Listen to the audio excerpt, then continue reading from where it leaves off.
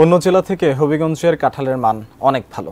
কৃষি বিভাগের মতে এখানকার কাঁঠাল গুণে ও মানে অতুলনীয়। তাই ঢাকাসহ সারা দেশেই হবিগঞ্জের কাঁঠালের কদর বেশি। হবিগঞ্জ থেকে আব্দুল হালিমের তথ্য ও ছবিতে ডেস্ক রিপোর্ট। হবিগঞ্জের বাজারগুলোতে কাঁঠাল কেনাবেচার ধুম। দেশের বিভিন্ন স্থান থেকে আসা এসব কাঁচা পাকা কাঁঠাল কিনতে ভিড় করছেন ক্রেতা ব্যবসায়ীরা। এবার কাঁঠাল তুলনামূলক কম আসলেও ভালো লাভ হবে বলে আশাবাদ বাগান মালিকের।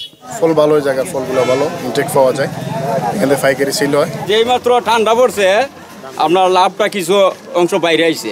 সাধারণত কাঁঠাল পাকা শুরু হয় মে থেকে, তবে এবার অগ্রিম কাঁঠালের ফলন ভালো হওয়ায় কৃষক ও ব্যবসায়ী উভয়েই লাভবান হচ্ছেন। হবিগঞ্জে যে কাঁঠালের মান, এটা অন্যান্য জেলার কাঁঠালের মান তুলনায় একটু ভালো, এবং আমাদের এই অঞ্চলের যারা স্বাস্থ্যহীন এবং নিম্ন প্রান্তিক কৃষক যারা আছে বা নিম্ন জনগোষ্ঠীর লোক আছে, এই মৌসুমে কাঁঠালের যে যথেষ্ট উৎপাদন হওয়ার কারণে তারা এখান থেকে তাদের যে পুষ্টির যে চাহিদাগুলো আছে প্রতিনিয়ত এখান থেকে তারা মিট আপ করছে। হবিগঞ্জে ৯,৩৫০ হেক্টর জমিতে কাঁঠালের আবাদ হয়। এ থেকে ফলন পাওয়া যায় ১৩,৫০০ মেট্রিক টন।